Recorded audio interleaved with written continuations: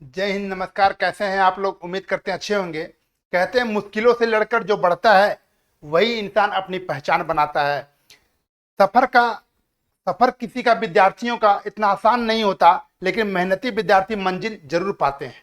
तो इसके लिए जो है अब हम लोग चलते हैं बिहार डीएलएड भर्ती परीक्षा, जो लगातार विगत कुछ वर्षों के प्रश्न पत्र हैं जो पूछे गए हैं एग्जाम्स में, उसका आज हम लोग जो है डिटेल से एनालिसिस करेंगे। उसका जो हम लोग क्या करेंगे, डिटेल एनालिसिस करेंगे। तो हम लोग जो है इस कड़ी में आगे बढ़ते हैं और कुछ वर्ष के पहले कर चुके हैं, उसी कड़ी में हम लोग आगे बढ़ते हैं और आज देखते हैं 5/4/2024 के जो है आज हम लोग क्वेश्चंस करने वाले हैं। ठीक है, इस क्वेश्चंस में आज हम लोग देखेंगे कि हिंदी के बाद मैथ और मैथ के बाद साइंस आता है, और साइंस का हम लोग आज क्वेश्चंस करने वाले हैं। ठीक है, तो साइंस का जो क्वेश्चंस करने वाले हैं वो आपका 51 नंबर से क्वेश्चंस आपका शुरू होगा। ठीक है, और 70 नंबर तक ये आपका क्वेश्चंस चलेगा। ठीक है, तो सभी जो है जितने भी विद्यार्थी हैं सभी लोग क्या करेंगे, धैर्य पूर्वक बनाए रखेंगे और 20 क्वेश्चंस का उत्तर आपने जो है कितना सही किया इसमें से आप लोग जरूर जवाब देंगे। ठीक है, तो चलिए शुरुआत करते हैं आज का पहला क्वेश्चन। और पहला क्वेश्चन आपके सामने ये रहा। देखिए, आपका पहला क्वेश्चन आपके सामने ये है ना, और इसका जो जवाब क्या होगा कमेंट बॉक्स में आपने जरूर दीजिएगा, ताकि क्या हो, आपका पढ़ाई भी बेहतर हो, है ना, और आपके अंदर जो कॉन्फिडेंट है वो आपका बढ़े। प्रीवियस ईयर क्वेश्चंस किसी भी एग्जाम्स का जो होता है एक बेस होता है, एक आधार होता है, जिसके बदौलत जो है जैसे हम लोग बिल्डिंग बनाते हैं तो एक बेस देते हैं, उसी प्रकार आपका एग्जाम भी जो होता है प्रीवियस ईयर जो होता है बेस होता है एग्जाम का। ठीक है, तो चलिए शुरुआत करते हैं आज का पहला क्वेश्चन। और आपके सामने पहला क्वेश्चन ये है कि खाद्यान्न का मतलब होता है खाने वाले अनाज, है ना। खाने वाले अनाज के बारे में बोला गया है कि खाद्यान्न जो होते हैं, बोला गया खाद्यान्न जो जैसे गेहूं, चावल, मक्का, बाजरा और ज्वार से हमें मुख्य रूप से क्या प्राप्त होता है। सीधा सीधी ये पूछा गया है कि ये सब चीजें हमें खाते हैं, जब हम खा लेते हैं तो उसमें क्या हमें प्राप्त होता है। ठीक है, क्या प्राप्त होता है? तो देखिए, इस सब चीज में प्रोटीन नहीं मिलता है। प्रोटीन इस सब चीज में नहीं मिलता है। प्रोटीन मिलता है हमें किस में? तो प्रोटीन मिलता है दाल में, सबसे ज्यादा प्रोटीन दाल में, है ना, सोयाबीन में, है ना, सोयाबीन में, अंडा वगैरह में, है ना, ये सब चीज में जो है प्रोटीन मिलते हैं। ठीक है, प्रोटीन मिलते हैं। अब कार्बोहाइड्रेट देखते हैं, कभी कभी चावल जब खाते हैं तो थोड़ा सा क्या होता है, कार्बोहाइड्रेट बढ़ता है, एनर्जी, इंस्टेंट एनर्जी मिलता है। कार्बोहाइड्रेट जो एक ऐसा चीज है कि हमें एनर्जी मिलता है ना, एनर्जी मिलता है, बहुत ज्यादा एनर्जी हमें चावल हो गया, है ना, गेहूं हो गया, बाजरा हो गया, ज्वार हो गया, मक्का हो गया, ये सब जो है सब में क्या मिलता है, कार्बोहाइड्रेट मिलता है। ठीक है, तो इसका सही उत्तर आपका कार्बोहाइड्रेट हो जाएगा, है ना। आप कार्बोहाइड्रेट को और तरह से देख सकते हैं, जब जब देखते हैं आपका कोई भी खिलाड़ी वगैरह जब खेलता है तो उसको कार्बोहाइड्रेट के रूप में क्या दिया जाता है, ब्रेड, और आपका ब्रेड दिया जाता है और आपको केला दिया जाता है ना। तो ये भी कार्बोहाइड्रेट का एक प्रकार का ये प्रकार है ना। उसके बाद हम लोग आते हैं वसा में, है ना। सेकंड ऑप्शन दिया होगा वसा। और वसा में क्या मिलता है? तो वसा में कैसे मिलता है? तो घी से। कैसे मिलता है? घी से मिलता है और तेल से मिलता है ना। तेल और घी खाने के बाद क्या होता है, लोग मोटापा बढ़ता है और मोटे होते हैं लोग, है ना। विटामिन जो होते हैं, विटामिन किसी फल वगैरह में विटामिन मिलते हैं, जैसे आपका पपीता खाते तो विटामिन ए मिलता है ना, आंवला खाते हैं तो विटामिन सी मिलता है। इस प्रकार के जो विटामिन हमें मिलते हैं। ठीक है, और खनिज लवण ये जो है हमें बीमारियों से लड़ने के लिए, रोग प्रतिरोधक क्षमता पैदा करता है ना। विटामिन और खनिज जो होते हैं हमारे शरीर में रोग प्रतिरोधक क्षमता पैदा करते हैं। ठीक है, तो इसका सही उत्तर हमारा क्या होगा, सी। इसका जो है बिल्कुल सही और सटीक उत्तर आपका सी हो जाएगा। ठीक है, चलिए नेक्स्ट क्वेश्चन पे चलते हैं हम लोग। देखिए, नेक्स्ट क्वेश्चन हमारे सामने बोला गया है दूध का पीएच मान, है ना, दूध का पीएच मान। अब पीएच मान के बारे में हम लोग जो है चर्चा पिछले क्लासों में भी कर चुके हैं। पीएच मान होता क्या है? तो पीएच मान दो तरीके का होता है। पीएच मान दो होता है। एक होता है आपका जीरो से लेकर के, कहां से, जीरो से लेकर के 6.9 तक, है ना, 6.9 तक। और एक होता है 7.1 से लेकर के 14 तक होता है ना। इसको कहते हैं क्या, क्षार। इसको कहते हैं क्षार, है ना। इसको कहते हैं अम्ल, अम्ल कहते हैं। और यहाँ पे बीच में होता है सात, है ना। सात होता है जो क्या होता है, उदासीन होता है, उदासीन होता है। ठीक है, तो ये आपको पता होगा। ठीक है, अम्ल और क्षार के बारे में। ठीक है, अब देखिए बोला गया दूध का पीएच मान कितना होता है। दूध का पीएच मान कितना होता है, तो सबसे पहले समझना पड़ेगा कि दूध दूध क्या होता है। तो दूध जो होता है एक प्रकार का लैक्टोबैसिलस, लैक्टिक अम्ल पाया जाता है। क्या पाया जाता है? लैक्टिक अम्ल, है ना, लैक्टिक अम्ल पाया जाता है इसमें, है ना। और लैक्टिक अम्ल पाया जाता है तो ये तो एक प्रकार का एसिड ही हो गया, है ना, एक प्रकार का ये एसिड हो गया लैक्टिक अम्ल। अब देखिए, दूध से जब दही बनता है तो इसमें एक लैक्टोबैसिलस करके एक जीवाणु होता है, जिसके कारण क्या बनता है, ये दूध से दही के रूप में परिवर्तित होता है। ठीक है, अब इसमें बात क्या होता है कि जब दूध रहता है तो इसका इसका जो पीएच मान होता है 6.5 से लेकर के 6.7 के बीच होता है ना, 6.5 से लेकर के 6.7 के बीच होता है। लेकिन जैसे ये दही बनता है थोड़ा सा खट्टापन और ज्यादा आता है, और इसके कारण क्या होता है कि वो 6.5 से भी नीचे चला जाता है। लेकिन यहाँ पे पूछा है दूध का, दही का नहीं पूछा है, दूध का पूछा है, ठीक है। तो दूध का जो पीएच मान होगा आपका 6.6 होता है। क्या होता है? 6.6। हाँ, और पीएच मान का जो खोज किया था, पीएच मान का जो स्केल का खोज किया था, वो आपका सोरेनसन ने किया था। किसने किया था? सोरेनसन ने किया था। ये भी आप लोग क्या कीजिएगा, याद रखिएगा, ठीक है। चलिए आगे चलते हैं नेक्स्ट क्वेश्चन पे हम लोग। देखिए नेक्स्ट क्वेश्चन आपके सामने ये रहा कि मैग्नीशियम सल्फर के साथ अभिक्रिया करके कौन सा बंधन बनाता है ना। मैग्नीशियम और सल्फर का बोला गया है, कौन सा ये अभिक्रिया करता है। तो मैग्नीशियम, देखिए मैग्नीशियम के बारे में कहते हैं कि Mg क्या होता है, Mg होता है ना। और ये आपका सल्फर, सल्फर जो होता है वो S होता है। क्या होता है? सल्फर S होता है। अब देखिए ये क्या होता है कि दोनों जो होते हैं ये ऑपोजिट है। क्या ऑपोजिट है? ये जो एक क्या करते हैं, पॉजिटिव गेन करते हैं ना, ये गेन करते हैं, और ये क्या करते हैं, लॉस करते हैं। क्या करते हैं? लॉस करते हैं ना। एक जो है गेन करते हैं और एक करते हैं लॉस, है ना, एक लॉस करते हैं। देखिए ये जो करते हैं क्या करते हैं, गेन करते हैं, है ना, गेन करते हैं। और ये क्या करते हैं, प्लस है इनके पास, तो क्या करते हैं, ये लॉस करते हैं। क्या करते हैं? ये लॉस करते हैं ना, लॉस करते हैं। अब बताइए दोनों ऑपोजिट है, दोनों क्या है, ऑपोजिट है, विपरीत है ना। एक प्लस में है, एक माइनस चार्ज में है। अब दोनों ऑपोजिट है तो क्या करेगा, दोनों अट्रैक्शन होगा, दोनों का क्या होगा, आकर्षण होगा। अब आकर्षण होगा तो क्या होगा, ये आयनिक बॉन्ड बनाएगा। क्या बनाएगा? आयनिक बॉन्ड, है ना। एक प्लस रहेगा और एक माइनस रहेगा तो क्या होगा, है ना, प्लस माइनस मिला करके क्या बनाएगा, ये आयनिक बॉन्ड। क्या बनाता है? आयनिक बॉन्ड बनाता है ना, आयनिक बॉन्ड बनाता है। और जब आयनिक बॉन्ड बनाता है तो क्या होगा, MgS होगा, है ना। मैग्नीशियम सल्फर क्या होगा, ये आयनिक बॉन्ड बनाता है, MgS होगा, क्या ना, है ना। तो ये आपका क्या हो जाएगा, MgS, Mg2 प्लस और OS माइनस में मिलकर के ये बनता है, ठीक है। चलिए आगे चलते हैं नेक्स्ट क्वेश्चन पे हम लोग, है ना। देखिए ये क्या होता है, मैग्नीशियम जो होता है एक प्रकार का धातु है। क्या है ये? धातु है। और ये सल्फर जो होता है अधातु है। क्या है ये? अधातु, है ना। तो ये धातु भी है, ये धातु भी है, ये भी आपको एक पता चल गया ना, ये भी एक आपको पता चल गया। ये 2 इलेक्ट्रॉन को क्या करता है, लॉस करता है, ये 2 इलेक्ट्रॉन को गेन करता है, ठीक है। तो ये आयनिक बंधन हो गया, ठीक है। चलिए समझ में आ गया होगा आपको। इसका सही उत्तर आपका क्या होगा, ए। इसका जो है बिल्कुल सही और सटीक उत्तर आपका ए हो जाएगा, ठीक है।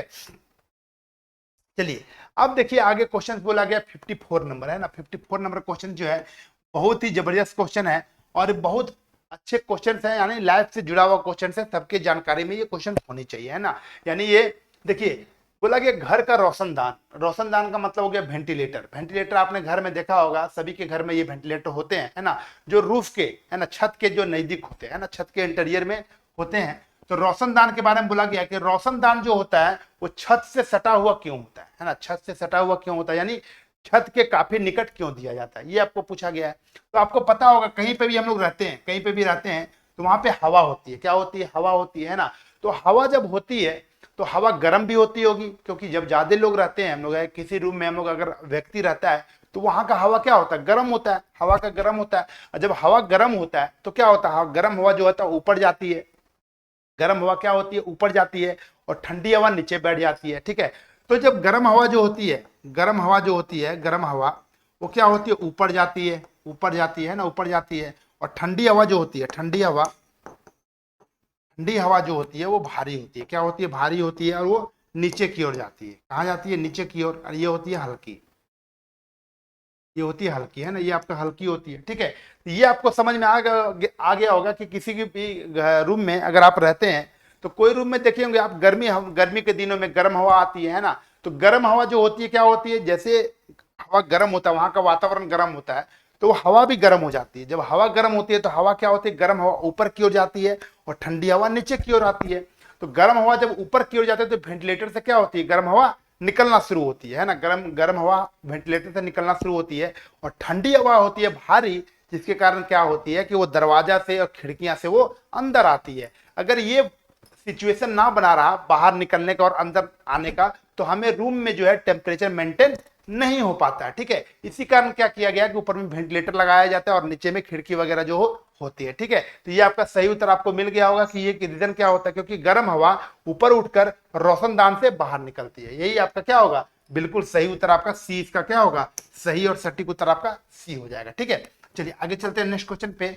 नेक्स्ट क्वेश्चन आपके सामने बोला गया विटकर, क्या बोला गया, विटकर का सामान्य है ना, साम्राज्य के बारे में बोला गया है।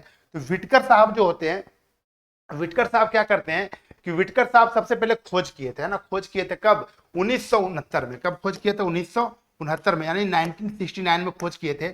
और इन्होंने 5 प्रकार के किंगडम, कितने प्रकार के, 5 प्रकार के किंगडम के बारे में उन्होंने बताया था, 5 प्रकार के किंगडम के बारे में बताया था, ठीक है। पहला कौन कौन सा बताया था, देखिए तो पहला बताया गया था कौन सा, 1 2 3 4 और 5, है ना, 5। पहला बोला गया था क्या, पहला बोला गया था मोनेरा, है ना, मोनेरा, मोनेरा। दूसरा बोला गया था प्रोटिस्टा, प्रोटिस्टा, है ना, प्रोटिस्टा। तीसरा बोला गया था क्या, कवक यानी फंगस। चौथा बोला गया था क्या, पादप, है ना, पादप।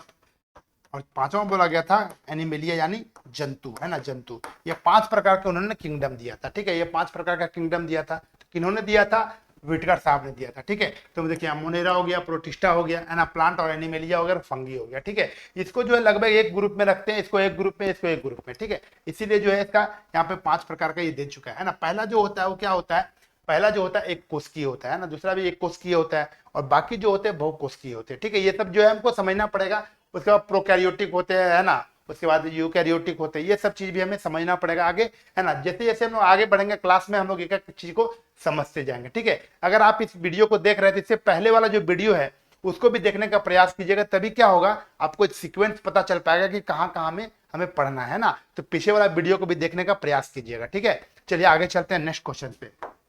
देखिए नेक्स्ट क्वेश्चन से बोला गया, झिल्ली से बंधी नलिकाओं, पुट्टिकाओं और कुंडों की एक जटिल प्रणाली है।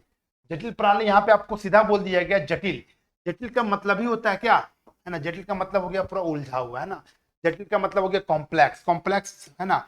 कॉम्प्लेक्स में सीधा सीधे क्या होता है, उलझा हुआ रहता है। कैसा होता है, ये उलझा हुआ होता है, ठीक है। तो उलझा हुआ कहने का मतलब है दोस्तों कि वो जटिल, एक तरह का सिस्टम उसका जो बना हुआ बहुत ही क्या है, बहुत ही जटिल बना हुआ है ना।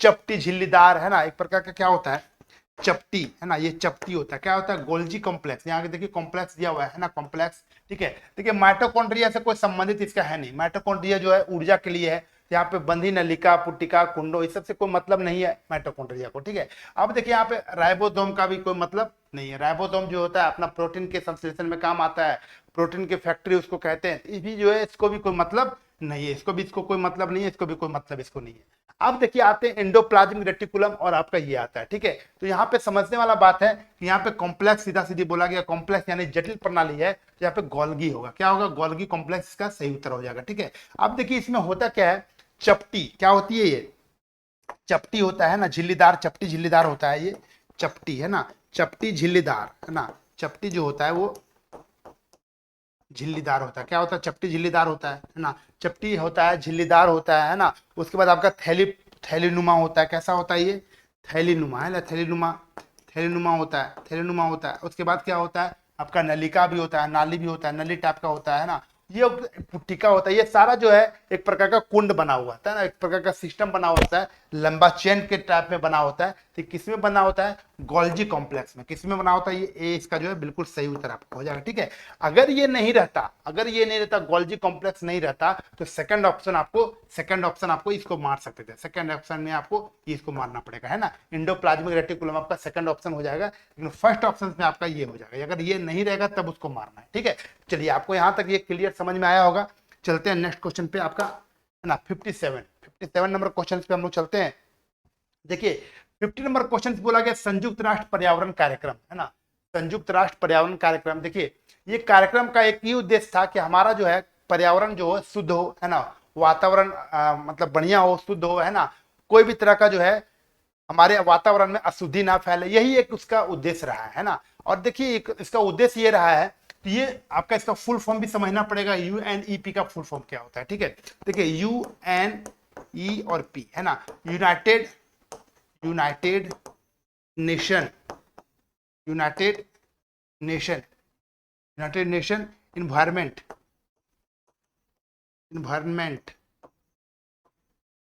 प्रोग्राम, ठीक है। तो ये आपका फुल फॉर्म होता है ना। ये क्या हुआ था 1972 में, है ना, 1972 में केन्या की राजधानी नैरोबी, केन्या की राजधानी नैरोबी में, है ना, नैरोबी में एक जो है सम्मेलन किया गया था ना, एक सम्मेलन किया गया था, है ना, जो पर्यावरण से संबंधित था। किससे संबंधित था, पर्यावरण से संबंधित था, ठीक है। और इसी के उपलक्ष्य में जो है हम लोग पर्यावरण दिवस मनाते हैं कब? 5 जून को जो है पर्यावरण दिवस मनाते हैं, ठीक है। इसी के उपलक्ष्य में क्या करते हैं, 5 जून को, प्रत्येक 5 जून को विश्व पर्यावरण दिवस हम लोग मनाते हैं, ठीक है। तो ये आपको बिल्कुल समझ में आ गया होगा। 1972 में सबसे पहले सम्मेलन हुआ था, केन्या में हुआ था, है ना। और ये इसका फुल फॉर्म जो होता है यूनाइटेड नेशंस इन्वायरमेंट प्रोग्राम होता है, ठीक है। यहाँ पर ये बात आपको समझ में आया होगा। चलिए आगे चलते हैं। इसका सही उत्तर आपका क्या होगा? ए इसका जो है बिल्कुल सही उत्तर हो जाएगा, ठीक है। अब देखिए जेनेवा, जेनेवा के बारे में अगर कहा जाए, जेनेवा जो होता है इसके भी जो है बहुत सारे मुख्यालय होते हैं ना, बहुत सारे चीजों का मुख्यालय जेनेवा में। जैसे आपको WHO world health organization, WTO world trade organization, है ना, ये सब चीजों का जो है बहुत सारा इसमें भी जेनेवा में, है ना। न्यूयॉर्क में भी बहुत है ना, न्यूयॉर्क में भी है, वाशिंगटन में भी है ना। तो ये सब चीजों को जो है कुछ कुछ चीजों को याद रखना पड़ेगा, ध्यान रखना पड़ेगा, ठीक है। चलिए आगे चलते हैं। बोला गया फलों के पकने के लिए निम्नलिखित में से कौन सा पादप हार्मोन उत्तरदायी होता है ना। जैसे हमारे शरीर में बहुत सारे हार्मोन्स पाए जाते हैं, उसी प्रकार से पादप में भी बहुत सारे हार्मोन्स पाए जाते हैं, जैसे ऑक्सिन हो गया, है ना, साइटोकाइनिन हो गया आपका, है ना, एथिलीन हो गया, है ना, इस तरह का ऑक्सिन हो गया, बहुत तरह का उसमें भी पाया जाता है ना। और सबका जो है अलग अलग काम है, सबका क्या है, अलग अलग काम होता है, ठीक है। उसी की कड़ी में आपको पूछा गया जिब्रेलिन भी होता है, एथिलीन, है ना, ऑक्सिन, साइटोकाइनिन, जिब्रेलिन। ये देखिए ऑक्सिन और जिब्रेलिन जो होता है ये वृद्धि करता है, क्या करता है, वृद्धि में आपका काम आता है ना, वृद्धि करता है। जब भी कोई किसी चीज को बढ़ना रहता है, वृद्धि करना रहता है, तो ये दो जिब्रेलिन और ऑक्सिन उसमें काम आता है। ऑक्सिन जो होता है, ऑक्सिन जो होता है थोड़ा सा ज्यादा मतलब होता है ना, वो करता है, ठीक है।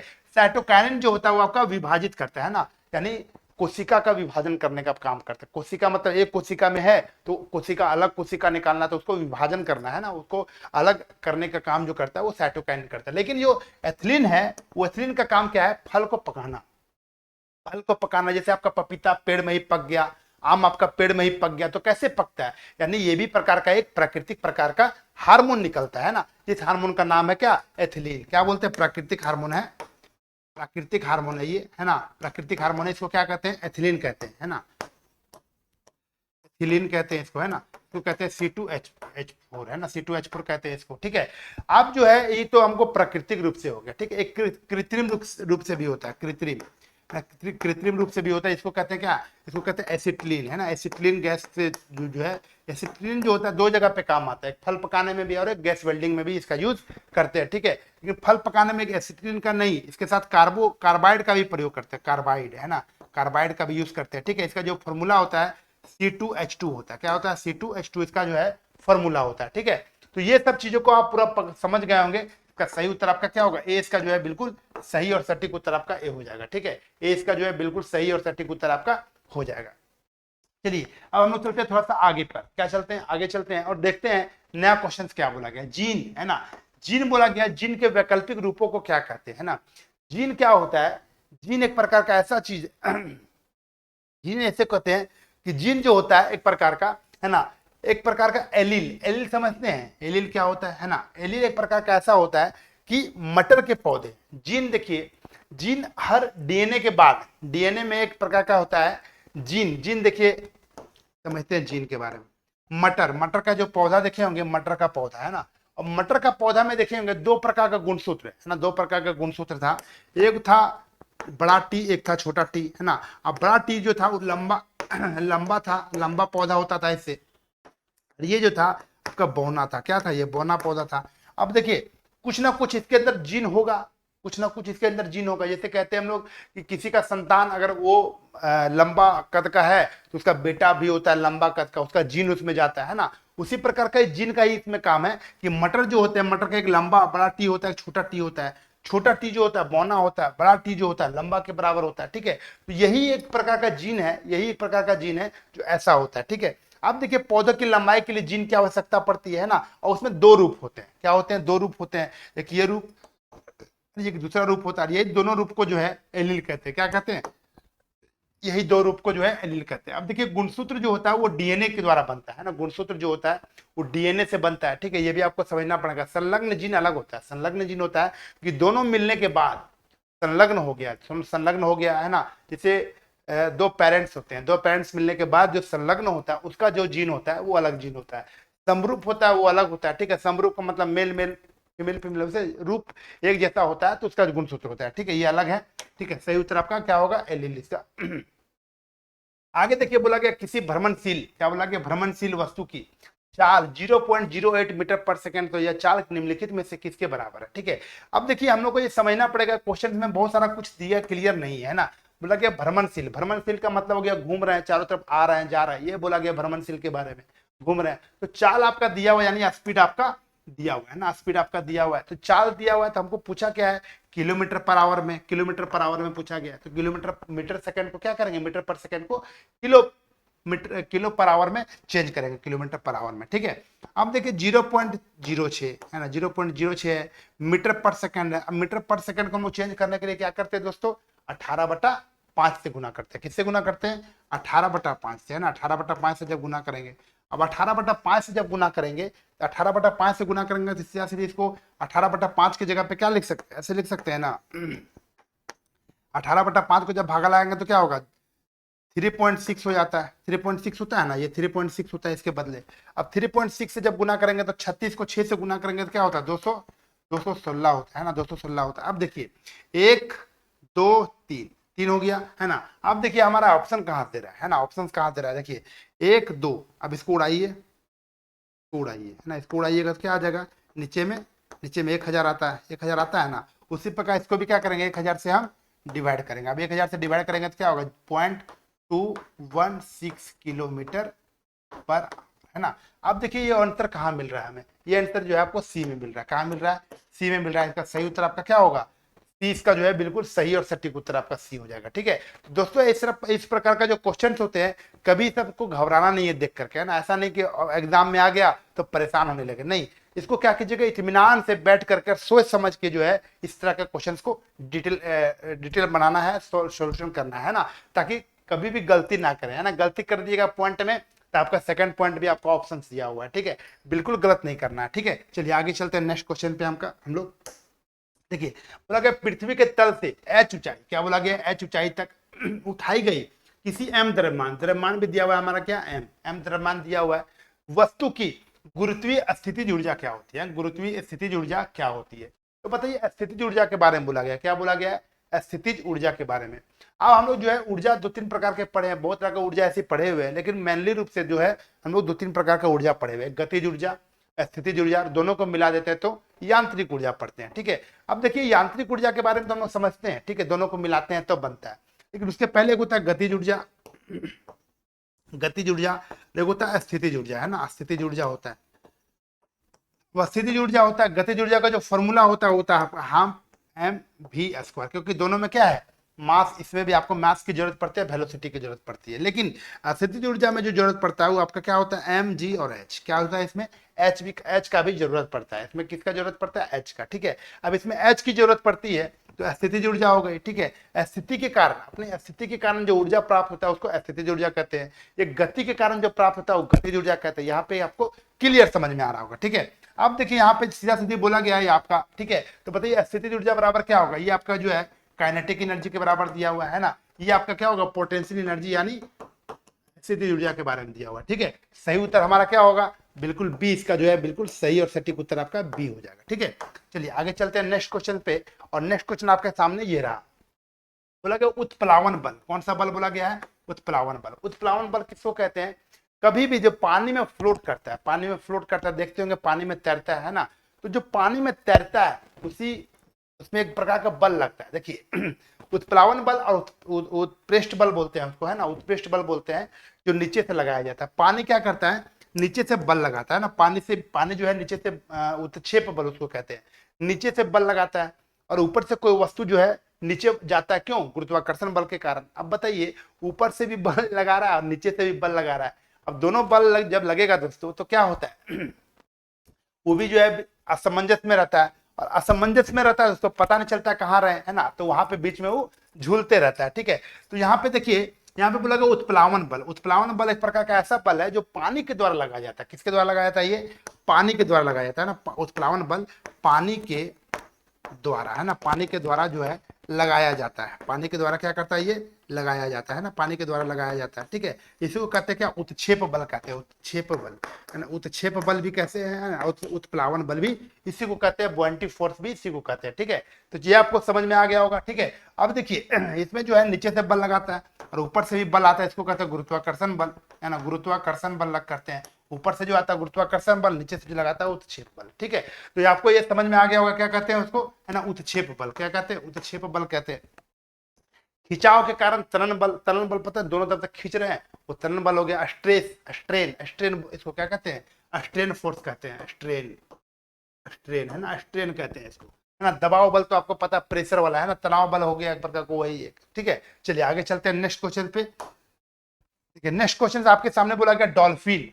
डॉल्फिन आपने देखा होगा, है ना, डॉल्फिन को भी जो है ना, जलीय जीव का जो है दर्जा दे दिया गया है, राष्ट्रीय जलीय जीव, है ना, राष्ट्रीय जलीय जीव का भी दर्जा इसको मिल चुका है। चमगादड़ को आपने देखा ही होगा, चमगादड़ आपके घर में भी रहता है। और पोरपोइज, पोरपोइज को भी आपने देखा होगा। ये तीनों जो होते हैं दोस्तों, ये तीनों जो होते हैं, ये क्या करते हैं, बहुत ही अल्ट्रासोनिक, है ना, अल्ट्रासोनिक, अल्ट्रासोनिक जो है रे को अपने आंखों से छोड़ते हैं, ना, अपने आंखों से छोड़ते हैं, कानों से छोड़ते हैं, जिससे कहिए, है ना, छोड़ते हैं। ठीक है, और ये क्या करते हैं, इनको दिखाई कम पड़ता है ना, दिखाई नहीं देता है। इन्होंने एक रे के माध्यम से किसी शिकारी को अपना शिकार बनाते हैं ना, रे के माध्यम से। ये क्या होता है, अल्ट्रासाउंड, अल्ट्रासोनिक होता है,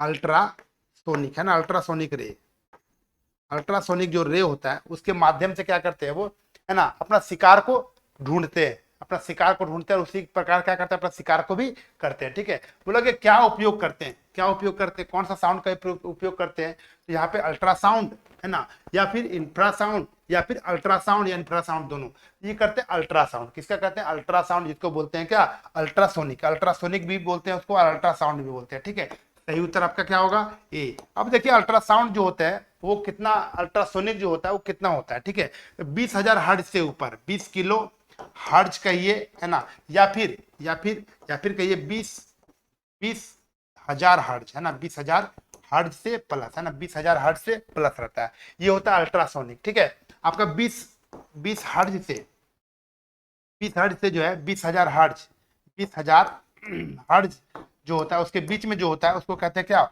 ऑडिबल साउंड रहता है ना, ये आपका ऑडिबल होता है। ठीक है, और आपका 20 हर्ट्ज से नीचे, 20 हर्ट्ज से जो है कम रहता है, क्या होता है, कम, है ना, कम होता है, उसको कहते हैं इंफ्रासोनिक। क्या कहते हैं इसको, इंफ्रासोनिक कहते हैं। ठीक है, तो ये बात भी आपको क्लियर समझ में आया होगा, ए इसका जो है बिल्कुल सही उत्तर आपका हो जाएगा। ठीक है, चलिए आगे चलते हैं। बोला गया पंजाब में भूमि निम्नीकरण, पंजाब में भूमि निम्नीकरण के लिए, पंजाब में भूमि निम्नीकरण का मुख्य कारण क्या होता है। ठीक है, तो मुख्य कारण क्या होता है, देखिए निम्नीकरण का मतलब हो गया, निम्नीकरण का मतलब हो गया दोस्तों कि जहां पे अब निम्न, है ना, निम्न प्रकार का खेती होने लगा, है ना, कम खेती होने लगा, यानी पहले से उपजाऊ कम हो गया, है ना, पहले से उपजाऊ कम हो गया। तो क्या रीजन हो गया, क्यों रीजन हो गया, देखिए होता क्या है कि मिट्टी में हर एक प्रकार की चीजों की जरूरत पड़ती है। सिर्फ पानी ज्यादा रहेगा तभी खेती नहीं होगा, सिर्फ धूप ही रहेगा तो खेती नहीं होगा, है ना। तो यहाँ पे ये बात को समझना पड़ेगा। ठीक है, क्या हुआ था पंजाब में, है ना, पंजाब में आपको शायद पता होगा 1970 के दशक में, है ना, 1970 के आसपास में, 1970 में, है ना, हमारे देश में हरित क्रांति का युद्ध हुआ था। कब, 1970 में जो है हरित क्रांति हमारे देश में, नॉर्मन बोरलॉग, है ना, जो विश्व के थे, है ना, नॉर्मन बोरलॉग जो है पूरे विश्व में हरित क्रांति के जनक कहा जाता था। एम स्वामीनाथन को जो है पूरा भारत में हरित क्रांति के जनक कहा जाता था। उन्हें, उनके द्वारा जो है भारत में 1970 में हरित क्रांति लाया गया। ठीक है, और हरित क्रांति का जो प्रभाव था वो सबसे ज्यादा जो पड़ा था हरियाणा और पंजाब में पड़ा था। ठीक है, उस समय क्या हुआ था, उसके बाद जो है भारतीय पंजाब में सिंचाई का जो है, सिंचाई प्रणाली पर ज्यादा जोर दिया गया, है ना, सिंचाई प्रणाली पर,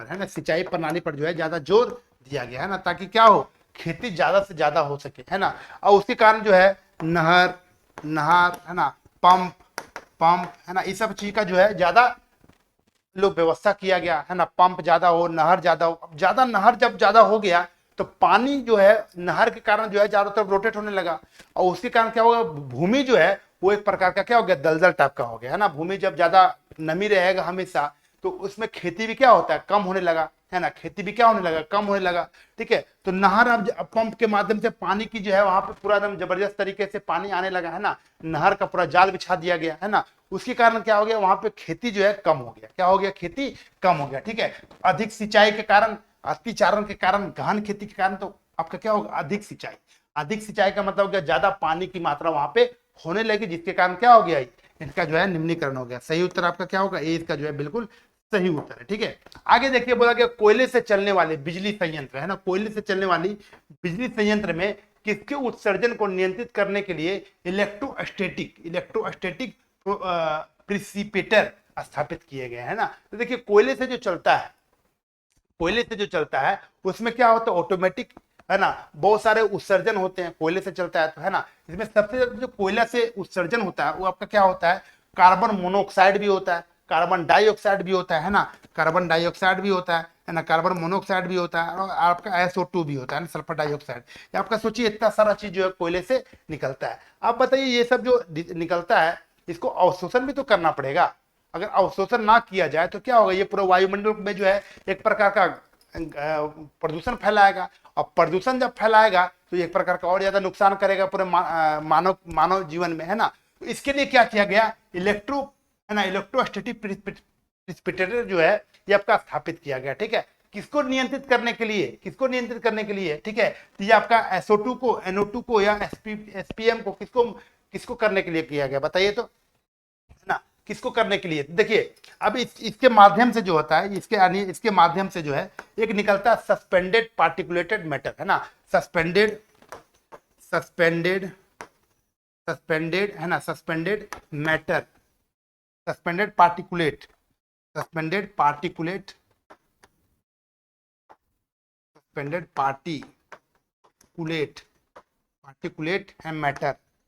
मैटर। ये जो है कहां से निकलता है, ये निकलता है आपका कहां से, ये सब जो आपका संयंत्र चलता है ना, सिस्टम जो चलता है उससे आपका ये निकलता है सस्पेंडेड पार्टिकुलेट मैटर, है ना। अब इसको जो है ये आपका निकलता है ना, तो इसी को मैनेज करने के लिए, इसको मैनेज करने के लिए क्या करना पड़ेगा, उसको जो है ये लगाना पड़ेगा ना, इसको जो है लगाने के लिए आपको उत्सर्जन को नियंत्रित करने के लिए ये लगाना पड़ता है सस्पेंडेड पार्टिकुलेटेड मैटर को। ठीक है, तब जो है ये नियंत्रित हो पाएगा। ठीक है, तो स्थापित करने का ये आपका तरीका क्या होगा, यही आपका होगा। ये आपका सस्पेंडेड पार्टिकुलेटेड मैटर जो है हर जगह पे प्रदूषण को नियंत्रित करने के लिए एक सिस्टम के द्वारा ये काम करता है। ठीक है, एक सिस्टम के तौर पर ये काम करता है। आपको सही उत्तर आपको मिल गया होगा, सी इसका जो है बिल्कुल सही उत्तर होगा। ठीक है, देखिए बोला गया मानस वन्य जीव अभ्यारण्य के बारे में बोला गया। मानस जो है किस राज्य में पाया जाता है ना, मानस बहुत सारा जो है मानस है ना, आपका बहुत सारा है, आपका असम में पाया जाता है। कहाँ पाया जाता है, असम में, है ना, मोनेरा वहीं पे है ना, असम। वन्य जीव अभ्यारण्य जो होता है, मानस वन्य जीव अभ्यारण्य एक प्रकार का भारत में ये पाया जाता है, और भारत में जो है ये आपका असम में पाया जाता है। कहाँ पाया जाता है, असम में, है ना, असम में पाया जाता है। ये जो है आपका यूनेस्को एक हेरिटेज साइट है ना, जहाँ पे सभी धरोहर को जो है एक सूची दिया जाता है ताकि कौन कौन से देश में कितने कितने हेरिटेज साइट है। तो भारत में जो है, भारत में इसका नाम जो है दिया हुआ है ना, यानी यूनेस्को में जो है ये पहले से मौजूद है। कौन सा, मानस, है ना, मानस जो है वन्य जीव अभ्यारण्य ये जो है उसमें मौजूद है, किसमें, यूनेस्को साइट में। ठीक है, और देखिए आपका बिहार में भी बहुत सारा, गुजरात में भी गिर है गुजरात में, है ना, आपका गिर शेर के लिए, एशियाई शेर के लिए जाना जाता है। पंजाब में, है ना, पंजाब में भी है ना। तो ये बहुत सारा जो है आपका वन्य जीव अभ्यारण्य भी है। ठीक है, वन्य जीव अभ्यारण्य जो है आपको ये सब चीज जो है याद करना पड़ेगा। बगलीहार हो गया, है ना, आपका संजय गांधी जैविक उद्यान हो गया, ये सब चीज के बारे में बिहार में पूछा जाता है ना। कांवरताल हो गया, ये सब जो है आपको उसको भी यूनेस्को साइट में जो है मिला लिया गया। आर्द्र भूमि, इसके बारे में आपको चर्चा करना चाहिए, आर्द्र भूमि के बारे में, है ना, बहुत सारा आर्द्र भूमि का भी साइट्स हो गया है। ठीक है, ये सब जो है आपको याद रखना पड़ेगा, और कब आर्द्र भूमि दिवस मनाया जाता है एक बार आप लोग कमेंट करके बता दीजिएगा। ठीक है, चलिए आगे चलते हैं। इनमें से कौन पर्यावरण प्रदूषण का कारण बनता है, पर्यावरण प्रदूषण का कारण कौन सा बनता है बताइए। पर्यावरण जो है वो प्रदूषण का कारण, यानी प्रदूषण कैसे फैलता है पर्यावरण पर, तो बायोमास के द्वारा, कोयला के द्वारा, हवा के द्वारा या सौर ऊर्जा के द्वारा। देखिए पर्यावरण का प्रदूषण जो होता है सबसे ज्यादा किससे होता है, तो बायोमास के द्वारा तो नहीं होता है। बायोमास के द्वारा होता है क्या, बायोमास के द्वारा तो नहीं होता है। सबसे ज्यादा जो होता है वो आपका कोयला से होता है। अभी आपको बताया ना, कोयला से क्या निकलता है, CO2, CO, है ना, CO होता है, SO2, है ना, ये सब जो है पूरा का पूरा तमाम इससे निकलता है। सही उत्तर क्या होगा आपका, सी इसका जो है बिल्कुल सही उत्तर हो जाएगा। ठीक है, आगे देखिए बोला गया चालक का प्रतिरोध, क्या बोला गया है, चालक का प्रतिरोध। ठीक है, चालक का प्रतिरोध किस पर निर्भर नहीं करता है, ये पूछा गया आपको, नहीं बोला गया है, तो आपको ये ध्यान देना पड़ेगा कि नहीं के बारे में पूछा गया है। ठीक है, देखिए बोला गया नहीं के बारे में, प्रतिरोध बराबर क्या होता है, आर बराबर, है ना, आर बराबर क्या होता है, रो L/A। सीधा सीधी आपको ये फॉर्मूला आपको याद होना चाहिए, तब आप निकाल पाइएगा, है ना। आर बराबर होता है रो L/A। आर बराबर क्या होता है, रो L/A।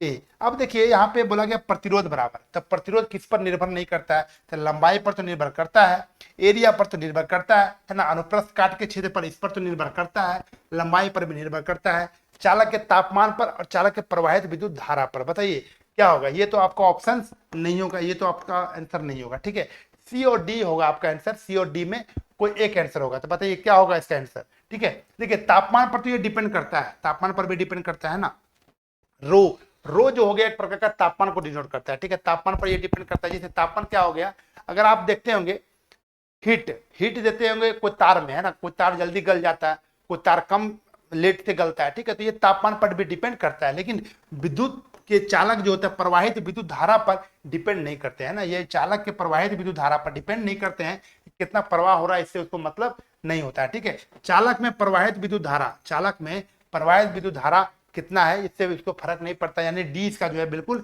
सही उत्तर आपका क्या होगा, डी इसका जो है बिल्कुल सही उत्तर हो जाएगा। ठीक है, चलिए आगे चलते हैं नेक्स्ट क्वेश्चन पे। बिजली की घंटी विद्युत धारा के किस प्रभाव पर कार्य करती है ना। यहाँ पे बोला गया 2-3 प्रभाव होता है, रासायनिक प्रभाव, है ना, उष्मीय प्रभाव, चुंबकीय प्रभाव। सीधा सीधी ये बोलता है क्या, चुंबकीय प्रभाव, है ना। चुंबकीय प्रभाव जो होता है एक प्रकार क्या होता है, चुंबक के भांति कार्य करता है, अस्थायी चुंबक। कौन सा चुंबक, अस्थायी, है ना, अस्थायी चुंबक होता है। जैसे बिजली देते हैं उसमें बजता है, जैसे बिजली हटता है वो खत्म हो जाता है, तो ये किस पर काम करता है, अस्थायी चुंबक पर, है ना, ये अस्थायी चुंबक होता है। जैसे बिजली देते हैं वो चुंबक की भांति कार्य करता है, और जैसे बिजली खत्म होता है वो अस्थायी हो जाता है, वो चुंबक के भांति कार्य नहीं करता है। ठीक है, उसी को कहते हैं चुंबकीय प्रभाव। क्या कहते हैं, चुंबकीय प्रभाव। ठीक है, चलिए आगे चलते हैं नेक्स्ट क्वेश्चन पे। नेक्स्ट क्वेश्चन आपके सामने और लास्ट क्वेश्चन आपके सामने ये रहा, श्वेत प्रकाश। कौन सा प्रकाश, श्वेत प्रकाश, है ना। अब श्वेत प्रकाश जो होते हैं, श्वेत प्रकाश जो होते हैं, सॉरी, श्वेत प्रकाश जो होते हैं, देखिए श्वेत प्रकाश जो होते हैं ना, श्वेत प्रकाश जो सूर्य से आते हैं ना, श्वेत प्रकाश जो सूर्य से आते हैं, उसमें कितने सारे जो होते हैं कलर छिपे होते हैं, कितने सारे कलर जो होते हैं छिपे रहते हैं, बताइए कितने सारे कलर रहते हैं। ठीक है, तो उसमें 7 कलर रहते हैं। कितने कलर छिपे रहते हैं, 7 कलर छिपे रहते हैं। बताइए कौन कौन से कलर रहते हैं, आप लोग कमेंट करके जरूर बताइएगा। ठीक है, चलिए पहला होता है VIBGY O और R, है ना, ये आपका जो ये आपका कलर होता है। ठीक है, अब बोला कि प्रिज्म से होकर गुजरता है, एक प्रिज्म होता है यहाँ पे, कौन सा होता है, ये प्रिज्म होता है। अरे प्रिज्म से होकर के ये गुजरता है ना, यहाँ पे प्रिज्म होता है, ये प्रिज्म के माध्यम से गुजरता है। ठीक है, अब बोला गया जो सबसे अधिक विचलित होता है, तो विचलित का मतलब हो गया स्कैटरिंग, विचलित का मतलब हो गया क्या, सबसे ज्यादा फैलने वाला कलर कौन सा है, तो सबसे ज्यादा फैलने वाला ऊपर से शुरू करेंगे, सबसे ज्यादा फैलता ये है, उसके बाद ये, उसके बाद ये, उसके बाद ये, उसके बाद ये, उसके बाद ये, उसके बाद ये।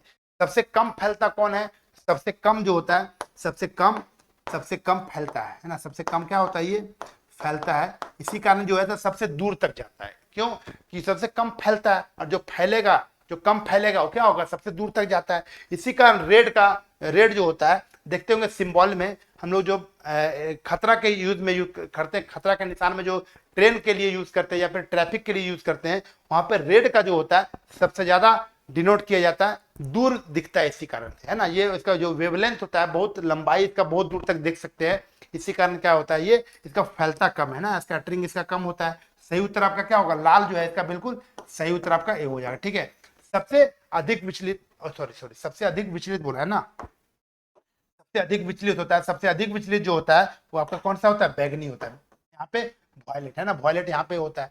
सबसे कम विचलित जो होता है वो आपका कम वाला, ये क्या होता है, ये कम विचलित होता है, सबसे अधिक विचलित होता है। ठीक है, आपको बोला गया सबसे अधिक तरंग दैर्घ्य किसका होता है, तो लाल का होता है। ठीक है, तो यहाँ पे आज आपको समझ में आ गया होगा कि क्वेश्चन जो है कितने इंपॉर्टेंट होते हैं, क्वेश्चन जो है प्रीवियस ईयर का क्वेश्चन कितना जो है डिटेल एनालिसिस बहुत जरूरी होता है। ठीक है, तो आप लोग को ये वीडियो जो है कैसा लगा, है ना, तो इस पर जो है आप लोग कमेंट करके जरूर बताइएगा, और कितना स्कोर आपका आया, है ना, इतने सारे क्वेश्चंस में 20 क्वेश्चंस में आपका कितना क्वेश्चन सही हुआ, ये भी आप लोग जो है कमेंट करके जरूर बताइएगा। ठीक है, अब देखिए आपके लिए एक इन्फॉर्मेशन भी है कि आपका यूनिट टेस्ट पास, है ना, यूनिट टेस्ट पास की तरफ से जो है आपको 5000 टेस्ट दिया जा रहा है ना, यूनिट टेस्ट पास की तरफ से आपको 5000 टेस्ट दिया जा रहा है। इसमें ऑल ओवर बिहार के जितने भी सेंट्रल गवर्नमेंट के एग्जाम्स होते हैं, सभी एग्जाम्स के उसमें जो है क्वेश्चंस आपको मिलेंगे। ठीक है, तो चलिए ये भी आप जो है एक बार ज्वाइन करने का प्रयास कीजिएगा। उसके बाद आपका जो ऑफिशियल आपका प्ले स्टोर में जाकर के डाउनलोड कीजिएगा यूनिक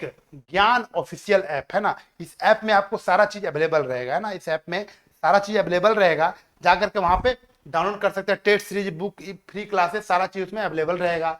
और अगर किसी तरह का कोई समस्या आ रही होगी, है ना, समस्या आ रही होगी, इस नंबर पे जो है बेहिचक क्या करेंगे, कॉल कर सकते हैं या फिर व्हाट्सएप से चैटिंग कर सकते हैं। ठीक है, मिलते हैं नेक्स्ट क्लास में, तब तक सभी को धन्यवाद। जय Hind, best of luck, thank you.